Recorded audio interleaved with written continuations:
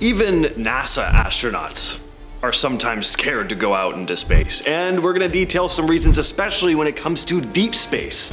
So let's get right into it. Now, resources, they're what human beings have been fighting over since the dawn of time. Resources mean life or death, and in space travel, water, food, and oxygen are limited. It's one of the main reasons why prolonged space travel has been so tough to figure out. One of the biggest fears is running out of oxygen. Spacecraft rely on complex life support systems to generate oxygen from water, but any malfunction could lead to a shortage. And the thought of being stranded in the black void of space, slowly running out of air, knowing there's no way help can reach you in time, is pretty terrifying. Astronauts also need water, not just for drinking, also for cooking and hygiene.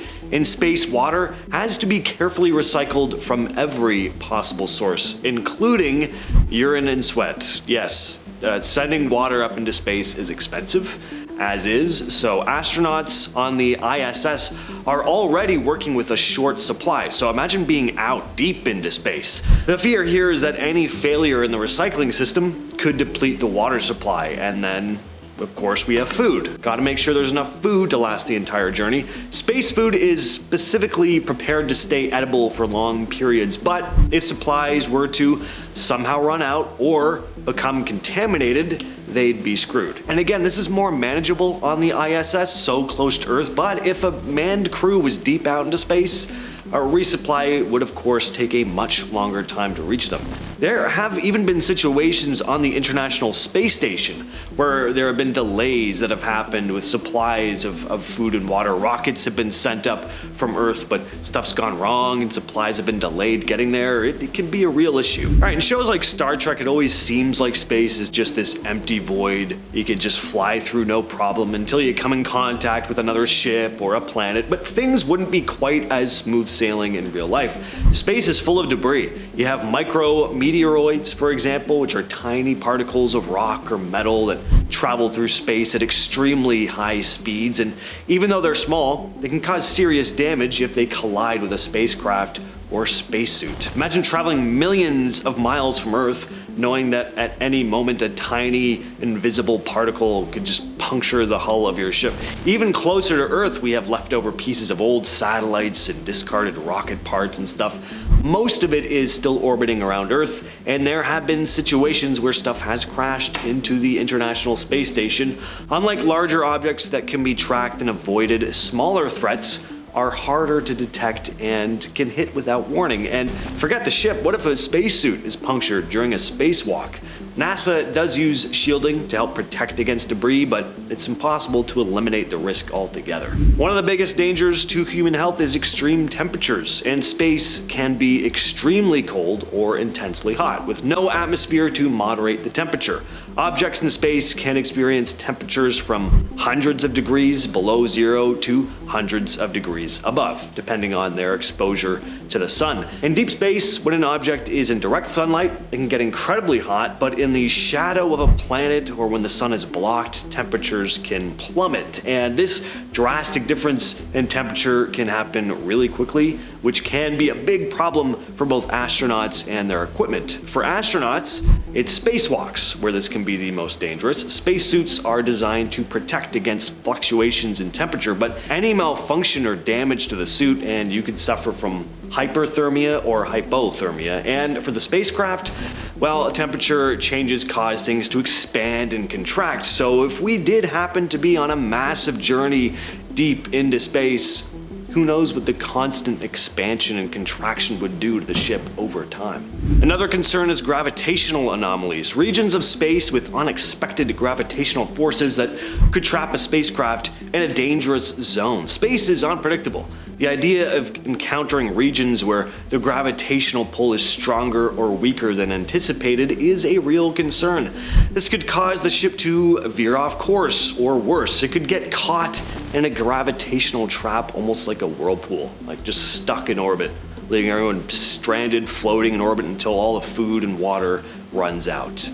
Very scary thought. Another dangerous aspect of space travel is the exposure to harmful radiation. Not sure if you're aware of this, but human beings aren't really built for flying through space. We, as well as everything else on this planet, is perfectly suited for Earth. The atmosphere and magnetic field protect us from harmful cosmic and solar radiation, but in space, there is no protection. Astronauts are constantly bombarded by high-energy particles, and radiation exposure can cause immediate and long-term health issues. There's a chance of radiation sickness, which causes nausea, vomiting, and fatigue, which sucks on its own, but it can also impair an astronaut's ability to perform tasks. And in space, where one wrong move can spell disaster, that's a bit of a problem. Long-term exposure is even more concerning. Over time, radiation can damage DNA, increasing the risk of cancers or even genetic mutations. The possibility of developing cancer years after a mission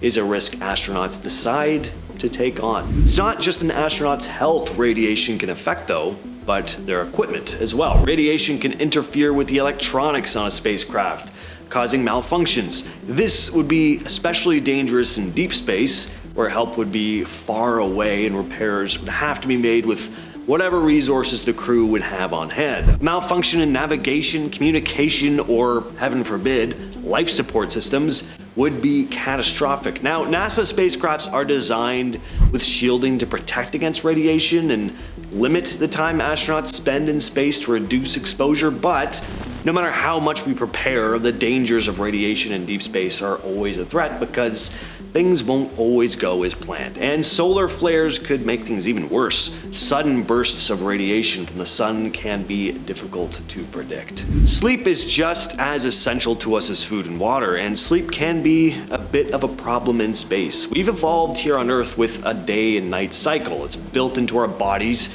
to be awake during the day and asleep at night. And when that sleep cycle gets messed up, we get messed up. If you've ever spent all day at school and then worked all through the night, you know how detrimental it is to your physical and mental health over time, and it really doesn't take that long. In space, where there's no natural day and night cycle, astronauts can struggle to keep up with a healthy sleep pattern. I mean, the lights are always on, and there's no real sense of time passing, not to mention they sleep upright. The disruption to the body's internal clock can lead to insomnia, fatigue, irritability, or worse. And on top of that, you have the other effects of space travel, like muscle atrophy, and poor sleep can just make this even worse. Then your immune system is weakened, making you more susceptible to illness. So yeah, long duration missions are a big risk.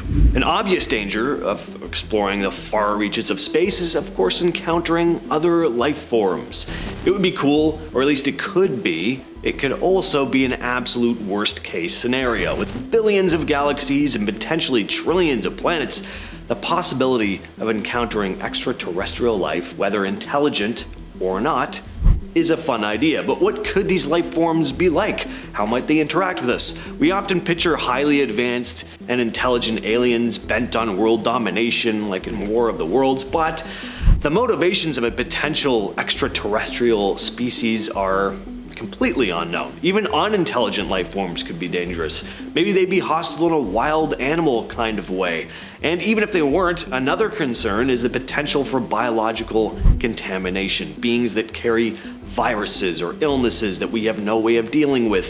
If astronauts came in contact with alien microbes or organisms, there is a risk that these life forms could, hitch a ride with us back to Earth and then cause even more problems. Being millions or even billions of miles away from Earth means complete isolation, aside from the other astronauts on your crew. Isolation and the psychological impact of it has to be one of the most daunting things about deep space travel. Not only is there no immediate help for emergencies, but the extreme isolation can take a pretty heavy toll on an astronaut's mental health. I mean, this is already something that's known to happen. And if we were to start traveling deeper and deeper into the abyss, this would become an even bigger issue. To be confined in a small spacecraft for months or even potentially years with only a few other people for company, the sense of loneliness can be overwhelming. Communication with Earth would be delayed and limited, and the monotony of space travel would also just be mentally exhausting. Seeing the same small group of idiots in the same environment well, they're not idiots, they're astronauts for God's sakes, but you start to feel like they're idiots, I imagine, after a while. Everyone gets on your nerves eventually.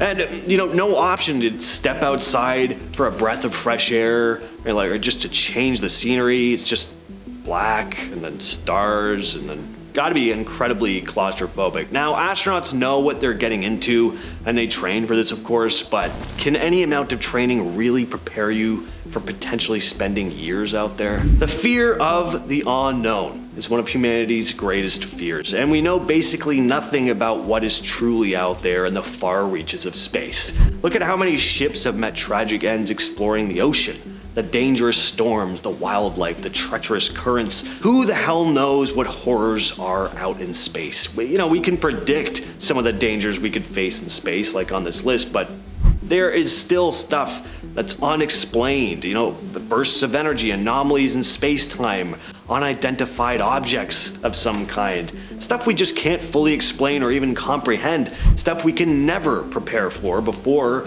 we come face to face with it. And unfortunately, the first ones to find out likely won't make it home to tell the tale. With all that said, I've been your host, James. I'll catch you, yes, you specifically, in the next video.